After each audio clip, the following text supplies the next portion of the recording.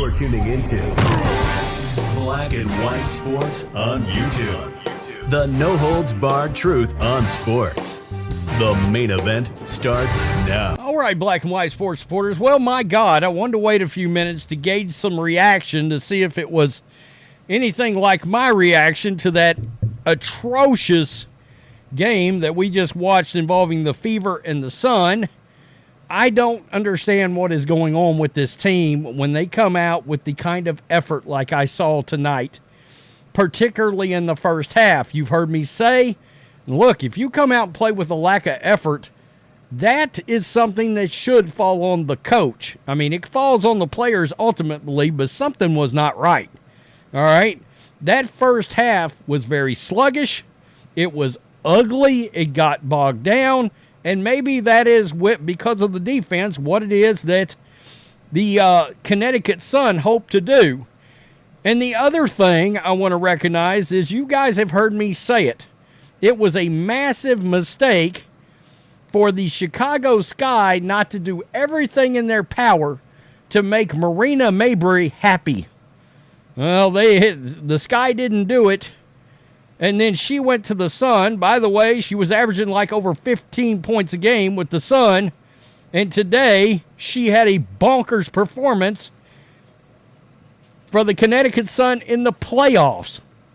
27 points, 9 of 20 from the field, 5 of 12 from three-point range. And I know we don't normally really focus too much on players from the other team, but she was every bit a clutch tonight. Now, there was an ugly foul. Dejanay Carrington decided to poke Caitlin Clark directly in her eye hole, and that even turned into a shiner late in the day. But my God, the three-point shooting from the Indiana Fever tonight was atrocious. 6 of 28 from the three-point range, 21.4% from long distance. That is going to lose you games every single time. By the way, 9 of 18 for the Connecticut Sun, and that was Marina Mabrey. Now, I will point something out, all right, in case you're losing your mind right now, and don't worry, we'll get to a little Christie sides action, right? Because once again, she swallowed her ability to take a timeout when the other team's on a run. So she's got a knack for that. This team's going to have to find a new coach eventually. I'm just letting you know that right now. I believe it. I feel it in my bones. So let's just take a look, all right? There wasn't a lot of highlights, but let's just go back. There we go.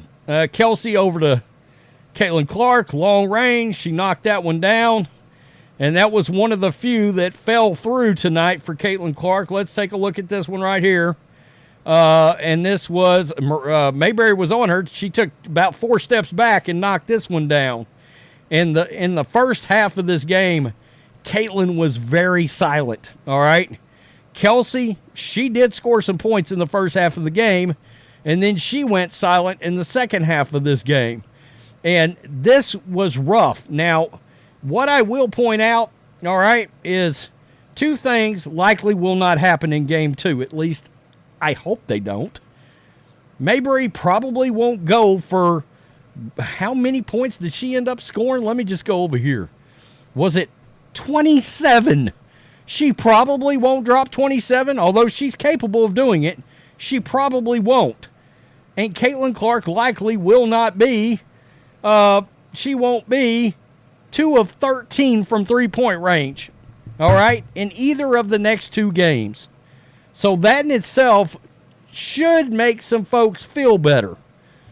But people still, absolutely went in on Christie's sides. Mabrey, a bench player, takes 20 shots for the Sun. She averages less than 40% from 3. Lexi Hull, who averages 48% from 3, takes 2 shots all game. Terrible strategy from Christie's sides once again. I did bring up effort in the first half and hustle, and it felt like they were flat. The one person that came to play in the first half with hustle was Lexi Hull. She was a rebounding force. I believe she had 6 boards at halftime. She was doing all she could out there to try to hustle and make plays for this team. As usual, Sides won't call timeouts during huge runs. She's ruining this team. Defense, trash. Offense, garbage. Coach, awful. I had high hopes for this team based on how they played against the Suns last time, but the Fever is playing like they played May 2024. Trash, no cohesion, and just terrible. It looked bad tonight. It looked really bad. And my fear in all of this, I felt like if they were going to take this series, the one game you needed to win was the first one. You take this one, and then you take game 3, because you wasn't going to sweep the Sun. All right? You wasn't going to. And I felt like tonight was the night to get them. It's going to be very tough to win back-to-back games against this team. Christie Sides is a heavy, heavy anchor for a team to overcome in the playoffs. We are still an atrocity on defense, and that will not fly in the postseason. It was awfully rough. This was a bad performance. Sides should come up with better tactics. Man, it's got to look better in Game 2. Do I feel like it will look better in Game 2? Yeah, I do. I truly do. But the one thing I will say is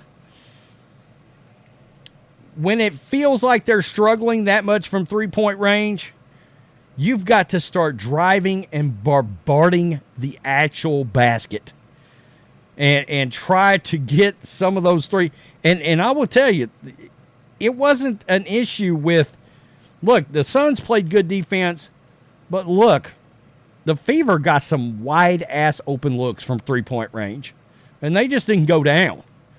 And if you're that cold, start driving to the basket. This person has a good point. Christie Sides, why has Aaliyah Boston stopped the pick-and-roll game? That would have been helpful today. Why is everyone so tentative for that matter? What happened to the post-Olympic break team? You have been different since clinching your playoff spot, and not in a good way. That's an interesting comment. Let's be honest. Since this team clinched the playoffs, they haven't played very well. They haven't. And at times, the one thing I will say that this team has done, Caitlin Clark and Aaliyah Boston have had knacks when certain things aren't working. They have an ability to turn into a bit of a Stockton and Malone. They have stopped doing that, all right? And what I mean is, of course, Caitlin Clark feeding the ball to Aaliyah Boston in the same way that one John Stockton, who was an all-time great, would feed the ball, especially pick and roll, etc., and have that two-man, two-person game, and they kind of quit doing that. They quit doing it. And I don't know what's happened to this team since they clinched the playoffs, but that's a great comment. It's a great point. This team has not played with fire since they clinched the playoffs. And I don't know if that's a product of a young team because, I mean, let's face it, two of these players are literally, one player's a rookie, the other one's a second-year player, and it's two of your three best players. I don't know. Guys, I will continue and I'll die on this hill.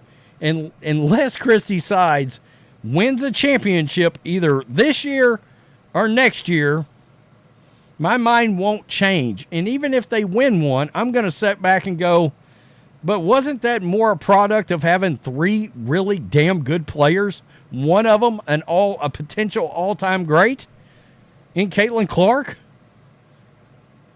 I don't know. Again, I'd be looking for an NBA coach. Tell me what you think. God, it better be better in Game 2. Peace. I'm out. Till next time. Thanks for watching the show. Be sure to like, comment, and subscribe. Be sure to tune in next time on Black and White Sports.